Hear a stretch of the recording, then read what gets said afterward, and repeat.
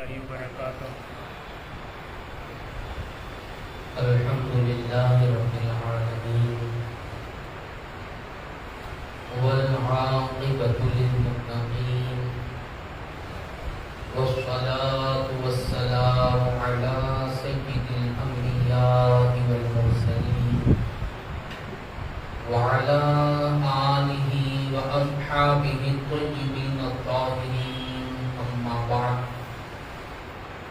اعوذ باللہ من الشیطان الرجیم، بسم اللہ الرحمن الرحیم۔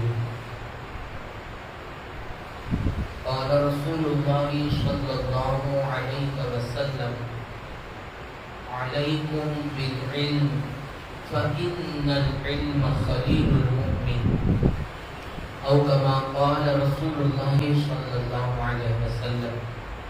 صدق رسول اللہ صلی اللہ علیہ وسلم۔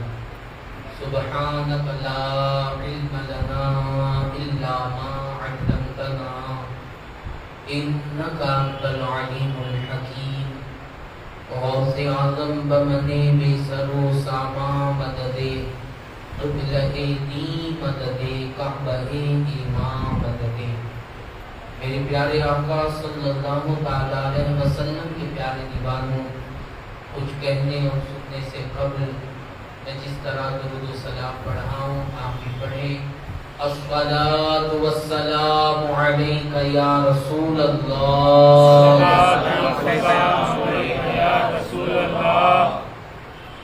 ابھی بیٹھے بیٹھے ذکر جمیل کتاب میں پڑھ رہا تھا، اس کے اندر ایک بات ابھی کچھ دیر پہلے مطالعے میں آئی کہ حضور صلی اللہ علیہ وسلم فرماتے ہیں کہ درود کی یہ وہ آواز ہے جو میرے کانوں تک پہنچتی ہی پہنچتی ہے۔ سبحان اللہ۔ یعنی کوئی درود پڑھے اور وہ آواز حضور تک نہ جائے، یہ ہو ہی نہیں سکتا۔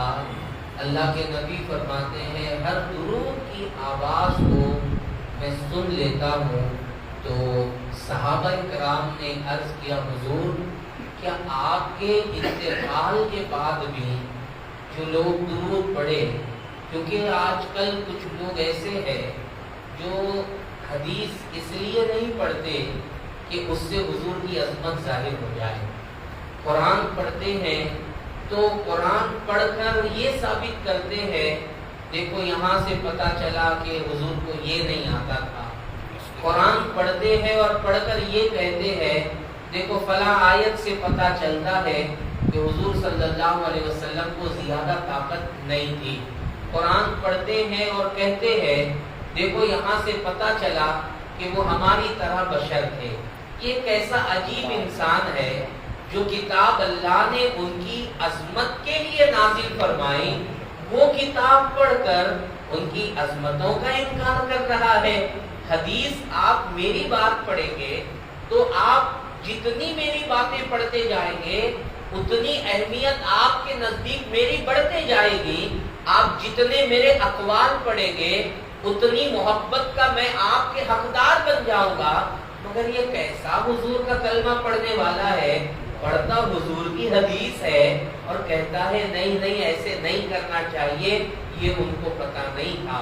تو جب اللہ کے رسول صلی اللہ علیہ وسلم نے کہا کہ درود پڑھنے والے کی آواز کو میں اپنے کانوں سے سن لیتا ہوں، درود پڑھنے والے کی آواز مجھ تک پہنچائی جاتی ہے، اگر صرف حدیث اتنی ہوتی تو آج کے زمانے کا مولوی کہتا نہیں نہیں یہ تو صرف حضور کی پیدائش تک کی بات تھی، اب ان کا انتقال ہو گیا، اب وہ تمہاری آواز کو نہیں سن سکتے کیونکہ وہ دنیا سے چلے گئے۔ اگر صرف حدیث اتنی ہوتی تو اعتراض کیا جاتا، مگر جب اللہ کے رسول صلی اللہ علیہ وسلم نے فرمایا کہ میں درود پڑھنے والے کی آواز کو سن لیتا ہوں، ایسا ممکن ہی نہیں ہے کہ کوئی مجھ پر درود پڑھے اور مجھ تک وہ آواز نہ پہنچے۔ اللہ اکبر اتنی حدیث ہوتی تو اعتراض ہوتا، مگر جب اللہ کے رسول نے اتنا کہا کہ درود پڑھنے والے کی آواز کو میں سن لیتا ہوں، تو ایک صحابی نے کہا کہ اے اللہ کے رسول کیا کو سن لیں گے؟ تو نبی نے فرمایا ہاں، میرے انتقال کے بعد بھی میں تمہارے درود کی آواز کو سن لوں گا۔ سبحان اللہ۔ پھر حضور نے فرمایا اللہ نے زمین پر حرام کر دیا کہ زمین نبیوں کے جسموں کو کھائے۔ آپ دیکھتے ہیں نا کہ آپ قبرستان میں کسی عام انسان اور مسلمان کو دفن کرتے ہیں، پھر ایک 10 12 15 سال کے بعد وہی قبر کھودی جاتی تو وہاں کچھ نہیں ملتا، صرف کچھ ہڈیاں ملتی ہے، اور پھر لوگ کہتے ہیں ارے ہاں یہ فلاں کی قبر ہے۔ مگر انسان کہاں ہے؟ انسان کو مٹی نے کھا لیا، پیٹ پھٹ گیا، آنکھیں ابل کر باہر آ گئی، زبان ختم ہو گئی، اللہ اکبر، جسم کا ایک ایک حصہ زمین نے کھا لیا، کیڑے مکوڑوں نے ختم کر دیا۔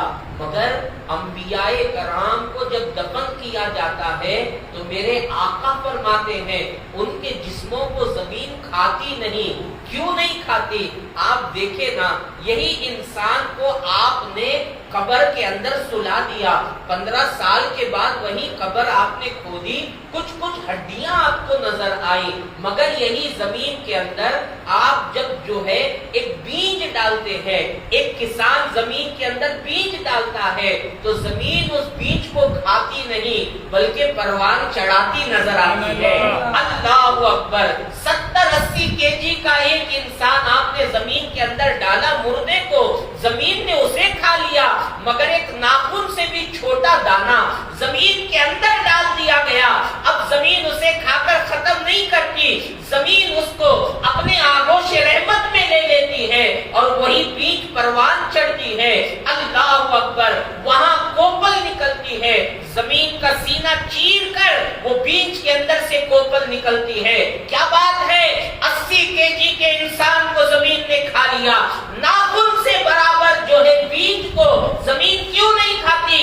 مطلب یہ کہ اللہ نے زمین کو بتا دیا کسے کھانا ہے، کسے بچانا ہے، کسے کھانا ہے، کس کی حفاظت کرنا ہے۔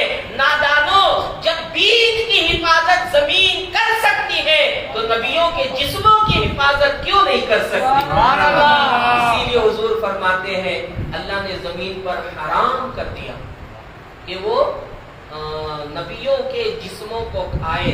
نبیوں کے جسموں کو زمین نہیں کھاتی، بلکہ نبی کہتے ہیں اللہ کے انبیاء زندہ ہوتے ہیں اور اللہ کی طرف سے انہیں رزق دیا جاتا ہے۔ آپ اندازہ لگائیں کیا ہے انبیاء کی زندگی۔ اللہ اکبر، ایسا نہیں کہ وہ ختم ہو گئے، سانس اور جسم کا رشتہ ٹوٹ گیا تو وہ ختم ہو گئے، ایسا نہیں۔ ہمارا ایمان ہے اللہ کے نبی آج بھی اپنی قبر منور کے اندر آرام فرما ہے۔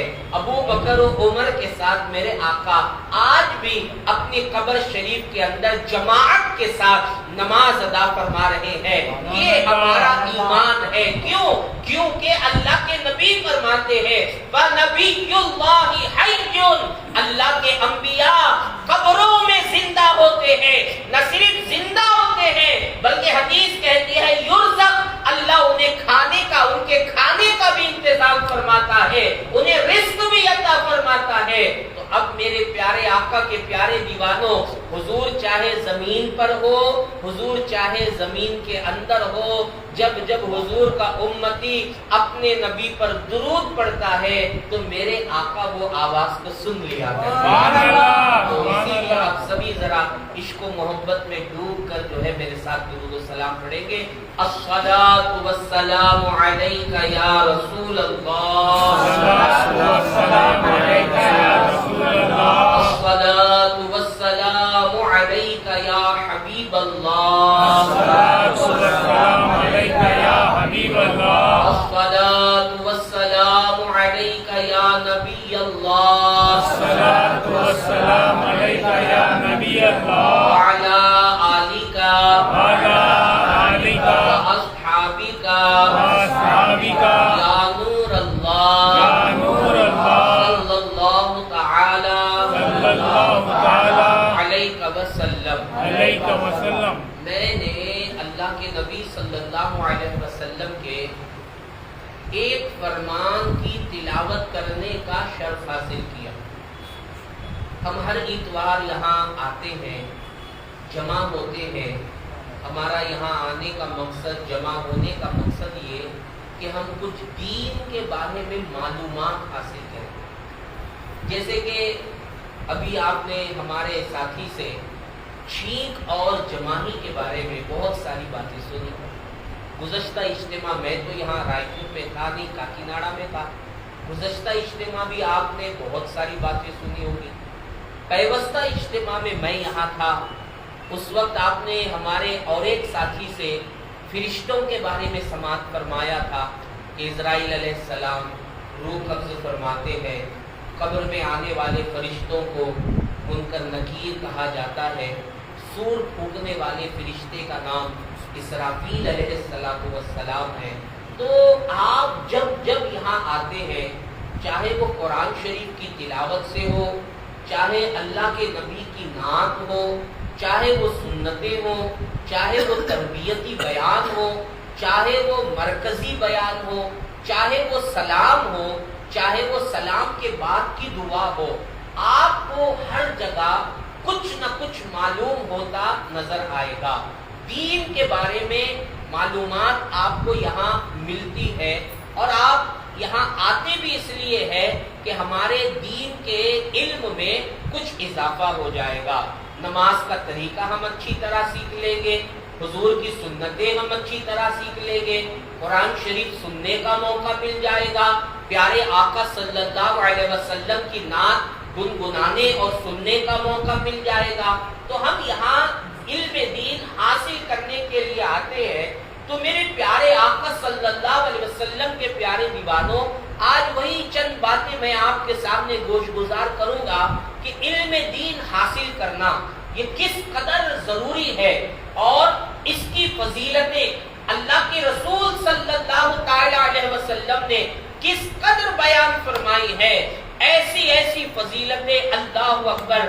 آپ کبھی دیکھتے ہوں گے نا کہ کوئی بہت بڑا آتا ہے تو اس کے لیے کارپیٹ بچھایا جاتا ہے اور کہا جاتا ہے آپ فلاں آ رہے ہیں، آپ کے لیے ریڈ کارپیٹ بچھایا گیا. خبریں آتی ہیں آپ کے لیے گرین کارپیٹ بچھایا گیا. فلاں کا استقبال ہوتا ہے کہ جب وہ راستے سے چل رہا ہے تو اس کے اوپر گلاب کی پتیاں اڑائی جا رہی ہے. یہ عزت، احترام، تعظیم اور توقیر کے لیے کیا جاتا ہے.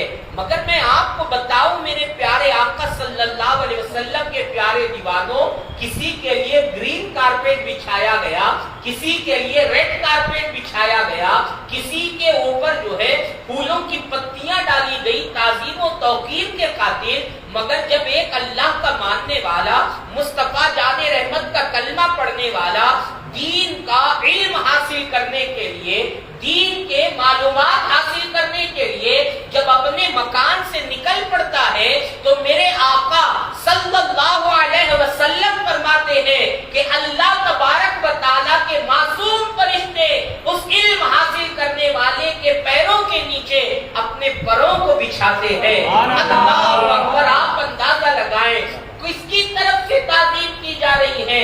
یہ تعظیماً کہ علم حاصل کرنے والے، تیرا مقام اتنا بلند ہے، اتنا عرف و اعلیٰ ہے، اتنا اونچا ہے کہ تیرے لیے کارپیٹ نہیں بچھائی جا رہی ہے، اللہ کے فرشتے اپنے پروں کو بچھاتے نظر آ رہے ہیں. میرے پیارے آقا صلی اللہ تعالی علیہ وسلم کے پیارے دیوانوں، اب یہ چلنے والا اپنے مکان سے نکلا ہے، اللہ کے فرشتے اس کے پیروں کے نیچے اپنے پر بچھائے ہوئے ہیں. پھر میرے آقا مصطفیٰ جان رحمت صلی اللہ تعالی علیہ وسلم ارشاد فرماتے ہیں کہ وہ جس راستے پر چل رہا ہے وہ کون سا راستہ ہے؟ نبی فرماتے ہیں وہ جنت کے راستوں میں سے ایک راستے پر چل رہا ہے. سبحان اللہ، سبحان اب اللہ. دیکھیے کتنی فضیلت ہے علم حاصل کرنے کے لیے. اور پھر آپ، سچ کہہ رہا ہوں، آپ کو بھی چاہیے، مجھے بھی چاہیے کہ ہم یہاں جو آتے ہیں ہمیں یہاں آنے کے بعد اللہ کا بہت شکر ادا کرنا، بہت شکر ادا کرنا چاہیے. ہمیں سجدہ شکر ادا کرنا چاہیے، نماز شکرانہ پڑھنی چاہیے کہ ہم یہاں پہنچتے ہیں क्यों आप देखिए, अभी कोई होगा जो दोस्तों के साथ सड़कों के किनारे खड़ा होगा, अभी कोई होगा बागों के अंदर सैर व तफरी कर रहा होगा, अभी कोई होगा पानी पूरी की बंडी के पास खड़ा हुआ होगा, अभी कोई होगा किसी सिनेमा हॉल में जा रहा होगा, अभी कोई होगा जो किसी 5 स्टार होटल में बैठकर जो है बहुत बड़े टेबल के ऊपर मुख्तलिफ किस्म की ग़िज़ाएं रखी होगी और वो खा रहा होगा। पता नहीं लोग कैसी कैसी हालतों में होंगे, मगर अल्लाह का शुक्र है, अल्लाह ने हमें कितनी प्यारी हालत में रखा है, उसके घर में बिठाया, उसकी बातें सुना रहा है, उसके दीन की बातें सुना रहा है। ये उसका कितना शुक्र और एहसान है। मेरे प्यारे आका सल्लल्लाहु अलैहि वसल्लम के प्यारे दीवानों, ऐसी महफिलों से मोहब्बत ये हर एक के बस की बात नहीं है। ऐसी महफिलों में आने के लिए तड़पना ये हर एक के बस की बात नहीं है। इतवार चले गई, पीर का दिन आया तो इंतजार कर रहे, पीर इतवार आई तो मुझे मरकज जाना है, मंगल आया मुझे मरकज जाना है, जुमअतुल मुबारक आया, अब उसका दिल कह रहा है यार अब तो बिल्कुल 2 दिन करीब आ गए, मुझे मरकज जाना है। और इतवार आया तो फिर यहाँ आकर इज्तिमा में पहुंच गया। ये जो महफिल के लिए दिल तड़प रहा है, ये कोई मामूली अल्लाह की नेमत नहीं है। अल्लाह उसी दिल के अंदर ये मोहब्बत डालता है जिस दिल को अल्लाह ताला पसंद फरमा लेता है।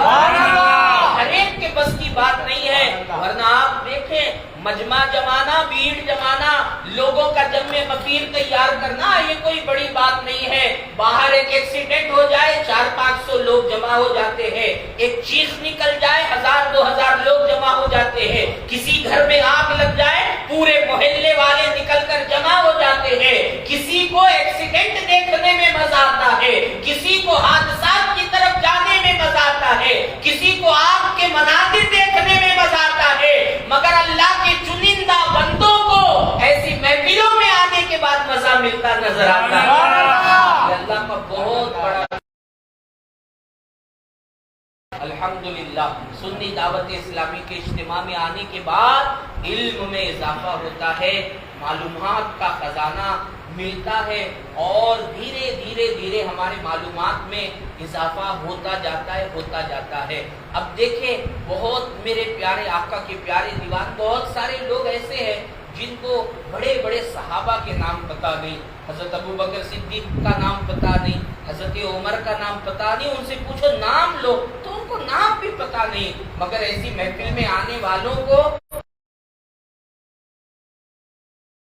मैं आपको बताऊं, अल्लाह के रसूल सल्लल्लाहु अलैहि वसल्लम ने सबसे पहले इल्म की बात फरमाई, क्योंकि इल्म के बगैर अमल ऐसा नहीं है जैसे पिल्लर के बगैर छत है, वो सिर्फ दीवारों के भरोसे पर खड़ा किया गया, पता नहीं कब गिर जाए। तो इल्म के बगैर अमल ऐसे ही है। और फिर इल्म के बगैर देखिए, आपको कोई रास्ता मालूम नहीं, अब ये ख्याल आते रहते हैं आपके दिल में कि मैं कहीं भटक तो नहीं जाऊंगा, तो रास्ता नहीं मालूम हो तो मंजिल मिलना मुश्किल होती है, और दीन का इल्म नहीं रहा तो जन्नत का रास्ता मिलना मुश्किल हो जाता है। इसीलिए हुजूर अलैहिस्सलाम ने बहुत इल्म की बात की, बहुत इल्म सहाबा को अता फरमाया। बार बार अल्लाह के रसूल अलैहिस्सलाम लेकर बैठते और सहाबा को सिखाते। सहाबा भी बड़े जोश और जज्बात के साथ सीखते। कभी कुरान शरीफ सिखाई जाती, कभी हुजूर अलैहिस्सलाम नमाज का तरीका सिखाते, कभी अल्लाह के रसूल अलैहिस्सलाम हज ज़कात के मसाइल बताते, कभी निकाह के ऊपर गुफ्तगू होती, कभी तलाक के मसाइल बताए जाते। ये पूरी हुजूर अलैहिस्सलाम की जिंदगी थी। और फिर आप पढ़ देख लीजिए, कुरान शरीफ का मुताला करिए कि कुरान शरीफ में 6666 आयतें हैं, और इन 6666 आयतों में सबसे पहले जो आयत नाजिल होती है वो आयत इल्म के मुतालिक है। अल्लाह कहता है इक़रा, सबसे पहली जो आयत नाजिल हुई सूरह अलग की इब्तिदाई आयत है, इक़रा, पढ़ो।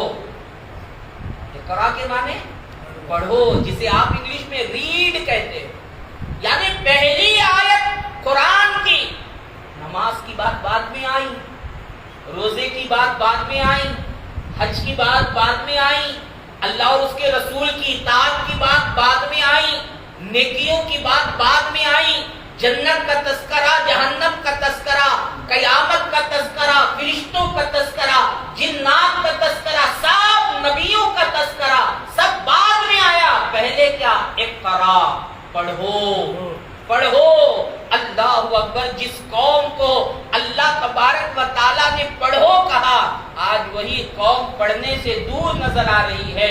جائیے بڑے بڑے یونیورسٹیز کے اندر، مسلمان آپ کو پڑھنے میں کہاں نظر آ رہا ہے؟ جائیے بڑی بڑی کمپنیوں کے اندر، آپ سرچ کریں، مسلمان آپ کو نظر نہیں آتا۔ جس قوم پر اللہ تبارک و تعالیٰ نے جو کتاب عطا فرمائی، اس کتاب کی پہلی آیت پڑھنے کی بات کرتی ہے، آج وہی قوم آپ کو چبوتروں پر بیٹھی نظر آتی ہے۔ آج وہی قوم آپ کو رات کے 2 بجے بند دکانوں کی سیڑھیوں پر بیٹھی نظر آتی ہے۔ میرے پیارے آقا صلی اللہ علیہ وسلم کے پیارے دیوانوں، اسلام نے پڑھنے کی بات کی، ہمارے مذہب نے تعلیم کی بات کی، اور پھر یہ کہا قُلْ هَلْ يَسْتَوِي الَّذِينَ يَعْلَمُونَ وَالَّذِينَ لَا يَعْلَمُونَ۔ اللہ نے فرمایا محبوب کہہ دیجئے، کیا جاننے والا اور نہ جاننے والا یہ دونوں برابر برابر ہیں؟ بڑی توجہ آپ کی اس آیت پر ہونی چاہیے، بڑا خاص آپ کا دھیان اس آیت پر ہونا چاہیے۔ کیا کہا جا رہا ہے؟ هَلْ يَسْتَوِي الَّذِينَ يَعْلَمُونَ وَالَّذِينَ لَا يَعْلَمُونَ۔ کیا جاننے والا اور نہ جاننے والا دونوں کو بیان کیا جا رہا ہے۔ جاننے والا، نہ جاننے والا، کیا یہ دونوں برابر برابر ہو سکتے ہیں؟ آپ بھی کہیں گے دونوں برابر نہیں ہو سکتے۔ جاننے والا الگ ہے، نہ جاننے والا الگ ہے، عالم کی بات الگ ہے، جاہل کی بات الگ ہے، پڑھے لکھے کی بات الگ ہے، ان پڑھ کی بات الگ ہے۔ کتنی الگ ہے؟ میرے پیارے آقا صلی اللہ علیہ وسلم کے پیارے دیوانوں، عالم کے بولنے کا، عالم سے مراد اب ذرا آپ یہ نہ لے کہ وہ مدرسے میں پڑھ کر نکلنے والا عالم، عالم سے مراد یہاں جاننے والا ہے، عالم سے مراد یہاں تعلیم یافتہ ہے، چاہے وہ تعلیم دنیاوی اسکول میں پڑھ کر، کالج میں پڑھ کر لی گئی ہو، چاہے وہ تعلیم مدرسے میں رہ کر لی گئی ہو یا یونیورسٹی میں رہ کر لی گئی ہو، یہاں عالم سے مراد جاننے والا ہے۔ تو جاننے والا، نہ جاننے والا، یہ دونوں برابر نہیں ہو سکتے۔ کس طرح برابر نہیں؟ جاننے والے کے بات کرنے کا طریقہ اور ہوتا ہے، نہ جاننے والے کے بات کرنے کا طریقہ اور ہوتا ہے، جاننے والے کے اٹھنے بیٹھنے کا طریقہ اور ہوتا ہے، نہ جاننے والے کے اٹھنے بیٹھنے کا طریقہ اور ہوتا ہے، جاننے والے کا کاروبار کرنے کا انداز اور ہوتا ہے، نہ جاننے والے کا کاروبار کرنے کا انداز اور ہوتا ہے۔ آپ کو بات کرتے ہی سمجھ میں آ جائے گا یہ پڑھا لکھا ہے یا جاہل ہے۔ تو میرے پیارے آقا صلی اللہ علیہ وسلم کے پیارے دیوانوں، کسی بھی میدان میں ہو، چاہے وہ بات کرنے کے میدان میں ہو، چاہے وہ کاروبار کرنے کے میدان میں ہو، چاہے وہ نوکری کرنے کے میدان میں ہو، کسی بھی میدان میں ہو، آپ کو آگے پڑھنے والا نظر آئے گا، آپ کو آگے تعلیم یافتہ نظر آئے گا۔ جاہلوں کے لیے، ان پڑھ لوگوں کے لیے کوئی عزت دنیا کے اندر نہیں ہے۔ اسی لیے اسلام نے کہا اللہ اکبر کہ علم حاصل کیا جائے، اس لیے کہ جب ایک بندہ جاننے والا بنتا ہے، علم حاصل کرنے والا بنتا ہے، تعلیم یافتہ بنتا ہے، ڈگری ہولڈر بنتا ہے، تو وہ اپنے کو تو فائدہ پہنچاتا ہے، اپنے ساتھ ساتھ دوسروں کو بھی فائدہ پہنچاتا ہے۔ مثال کے طور پر کوئی ٹیچر بن گیا، اس کی زندگی تو بہتر ہوئی، اس کو بولنے کا طریقہ بھی آیا، بات کرنے کا طریقہ بھی آیا، رشتہ داروں کے رشتوں کی اہمیت بھی سمجھ میں آئی، مگر یہ ٹیچر کیا کرتا ہے؟ یہ اس کو تو فائدہ ہوا، یہ ٹیچر اپنے اسٹوڈنٹس کو پڑھا کر ان کو بھی فائدہ عطا کرتا نظر آتا ہے۔ پتہ کیا چلا؟ پڑھا لکھا خود بھی فائدے میں رہتا ہے، جو اس کے قریب رہتے ہیں وہ بھی فائدے میں رہتے نظر آتے ہیں۔ اسی لیے اسلام نے تعلیم پر بہت زور دیا، تعلیم، پڑھائی لکھائی، علم حاصل کرنا، ہر وقت کتابوں میں رہنا، کتابوں سے محبت کرنا، ہر وقت علم کی بات کرنا۔ اسی لیے ہم علماء کو جب دیکھتے ہیں 4-4 5-5 گھنٹوں کا سفر ہوتا ہے، تو وہ گاڑیوں میں بیٹھ کر بھی وہ دنیا کی باتیں کرتے نظر نہیں آتے. گاڑیوں میں بیٹھ کر بھی وہ کبھی قرآن کی تفسیر کے بارے میں بات کرتے ہیں. دیکھو فلاں سورت فلاں آیت میں یہ ہے, اس کا کیا مطلب ہے. اب باتیں چلتی جاتی ہے, سفر ہوتا جاتا ہے, باتیں چلتی جاتی ہے, سفر ہوتا جاتا ہے, یہاں تک کہ آپ اپنے گاؤں پہنچ گئے, آپ کو احساس بھی نہیں ہوا ارے اتنا جلدی اپنا گاؤں آ گیا, پتہ ہی نہیں چلا. کیسے پتہ چلتا؟ تو قرآن کی باتیں کر رہا تھا, تو حدیث کی باتیں کر رہا تھا, تو ترجمے اور تفسیر کی باتیں کر رہا تھا, تو فقہ کے مسائل کی باتیں کر رہا تھا, تو امام اعظم کی بات کر رہا تھا, امام شافعی کی بات کر رہا تھا. راستہ کیسے گیا پتہ ہی نہیں چلا. تو اسلام یہی کہتا ہے ٹائم پاس کرنا, وقت کو ضائع کرنا, اس کی کوئی گنجائش نہیں ہے. آپ نے کبھی سوچا اسلام میں کھیل کو حرام قرار دیا گیا؟ کون سا کھیل؟ وہ کھیل جو ٹائم پاس کرنے کے لیے کھیلا جاتا ہے. ہاں اگر آپ کرکٹ کھیل رہے ہیں, نیت آپ کی یہ ہے میں بھاگوں گا تو میری ورزش ہو جائے گی, ہاتھ پیر میرے کھل جائیں گے, میری صحت اچھی رہے گی, اگر اس نیت سے کھیلا جائے تو اور بات ہے. مگر کوئی ٹائم ویسٹ کرنے کے لیے, ٹائم پاس کرنے کے لیے آ جانا یار بیٹھتے ہیں ذرا سا ہم چیس کھیلتے ہیں, کیوں کھیلتے ہیں؟ نہیں یار بہت بیزار آ رہا ہے, ٹائم پاس ہو جائے گا. اسلام میں یہ حرام ہے.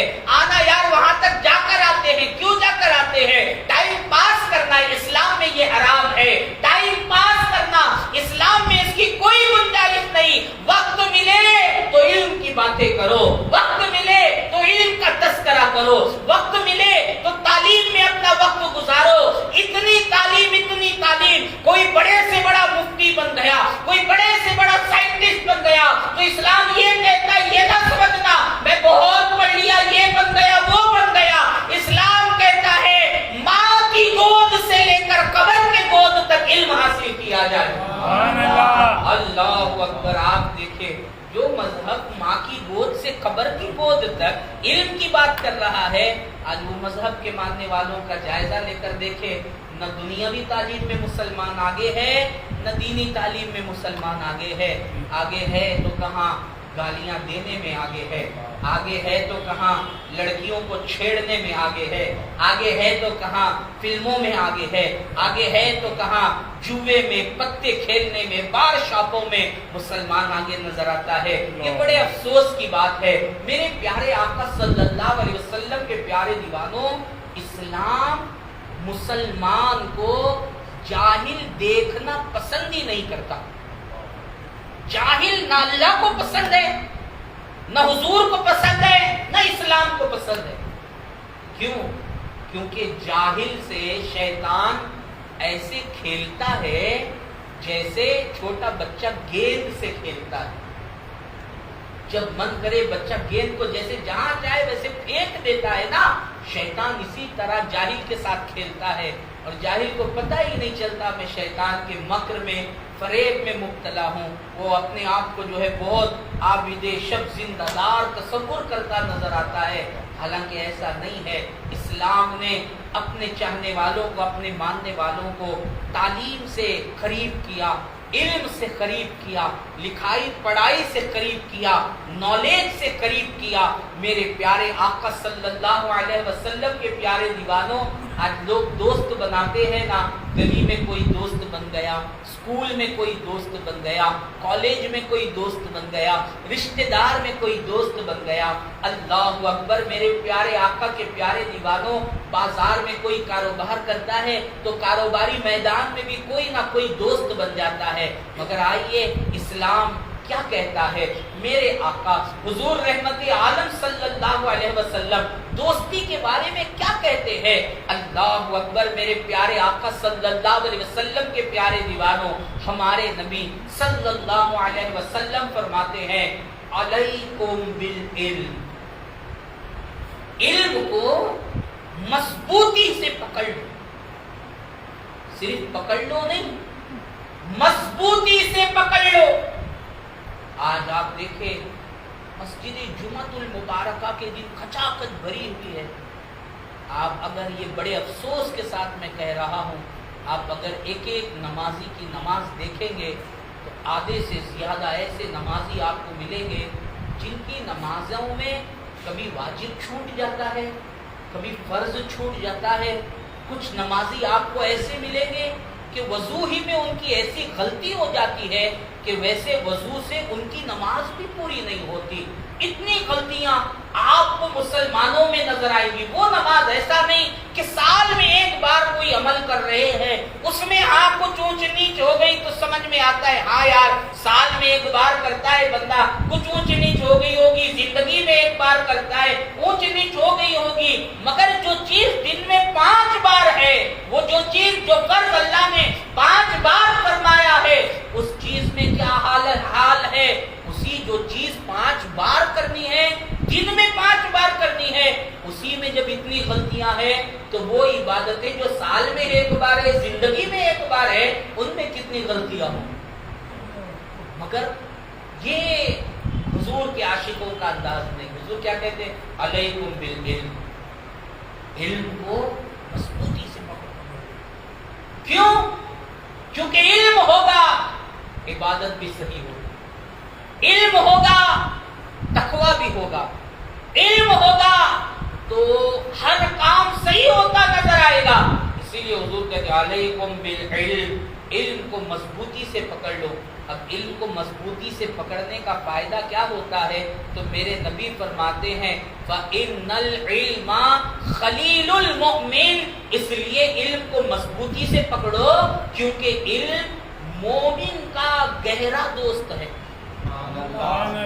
علم مومن کا ہمارے اسکول کا دوست بعد میں ہے، کالج کا دوست بعد میں ہے، محلے کا دوست بعد میں ہے، رشتہ داروں کا دوست بعد میں ہے، کاروباری دوست بعد میں ہے. یہاں حضور کہتے ہیں خلیل المومن، کہ علم مومن کا خلیل ہے. خلیل اور خلیل گہرے دوست کو کہتے ہیں. گہرا دوست کون ہے؟ آج ساتھ دیا کل چھوڑ دیا، اس کو گہرا نہیں کہا جاتا. خوشی میں ساتھ ہے غم میں چھوڑ دیا، اس کو گہرا دوست نہیں کہا جاتا. بل دیتے وقت ساتھ ہے، قرضے میں ڈوبے تو ساتھ چھوڑ دیا، اس کو گہرا دوست نہیں کہا جاتا. گہرا دوست کون ہے؟ آج بھی ساتھ ہوتا ہے، کل بھی ساتھ ہوتا ہے. گہرا دوست کون ہے؟ خوشی میں بھی ساتھ ہوتا ہے، غم میں بھی ساتھ ہوتا ہے. گہرا دوست کون ہے؟ قرضے میں بھی ساتھ ہوتا ہے، راحت میں بھی ساتھ ہوتا ہے. گہرا دوست کون ہوتا ہے؟ ہر موڑ پر جو اپنے دوست کا ساتھ دے اسے گہرا دوست کہا جاتا ہے.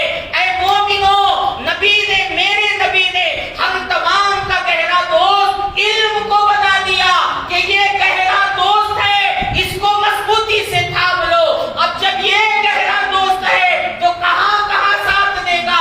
زمین کے اوپر بھی ساتھ دے گا، زمین کے اندر بھی ساتھ دے گا. یہ علم ہے ویسا کہ زمین کے اوپر بھی ساتھ دے گا، زمین کے اندر بھی ساتھ دے گا. آج لوگوں کو قرآن شریف پڑھنا نہیں آتا.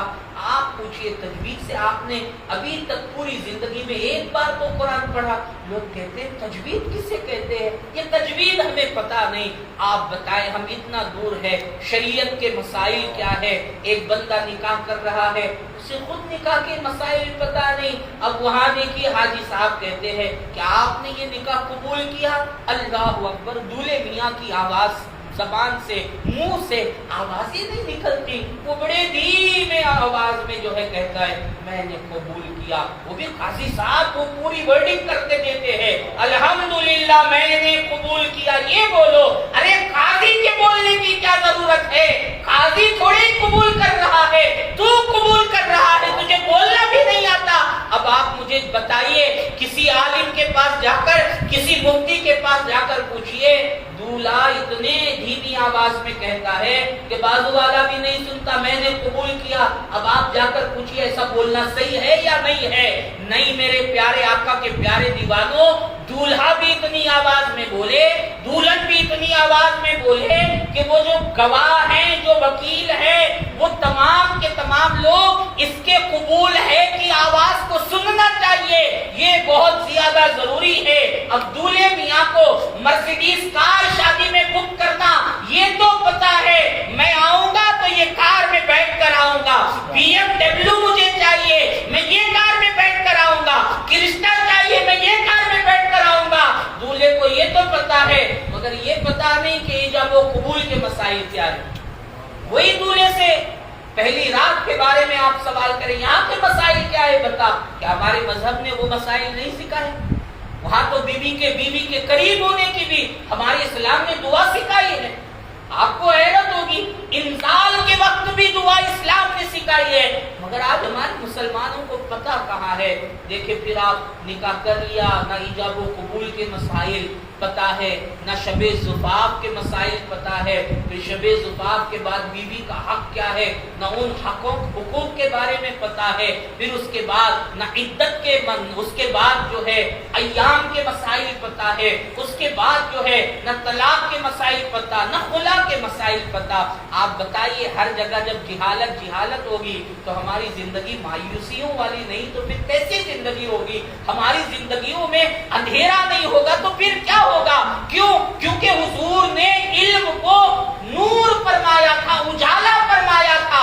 ہم نے اجالے کو چھوڑ دیا, اس لیے ہماری زندگیاں اندھیروں میں نظر آ رہی ہے. کتنے کاروباری ہیں, کاروبار کرتے ہیں, مگر اللہ اکبر ایسی غلطی ہو جاتی ہے کہ ان کی کمائی حرام میں شمار کی جاتی ہے.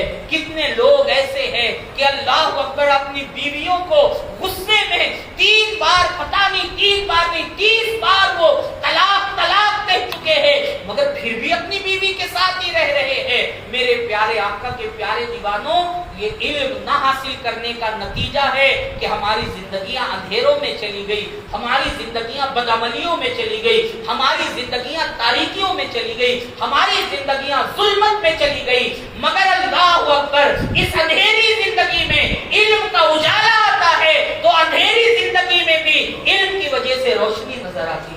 مجھے بتائیے ابھی آپ رات میں 12 بجے 1 بجے اپنے گھر کو جانا چاہتے ہیں, لائٹ نہ ہو, نہ اسٹریٹ لائٹ لگی ہوئی ہو, نہ آپ کی گاڑی کی لائٹ لگی ہو, اندھیرا ہے. آپ کو گھر تک جانے کتنی دقتیں آئیں گی, کتنی مشکلوں کا سامنا کرنا پڑے گا, کتنی پریشانیوں کو جھیلنا پڑے گا. اندھیرے میں اللہ اکبر 4 کلومیٹر کا سفر طے کرنا مشکل ہے.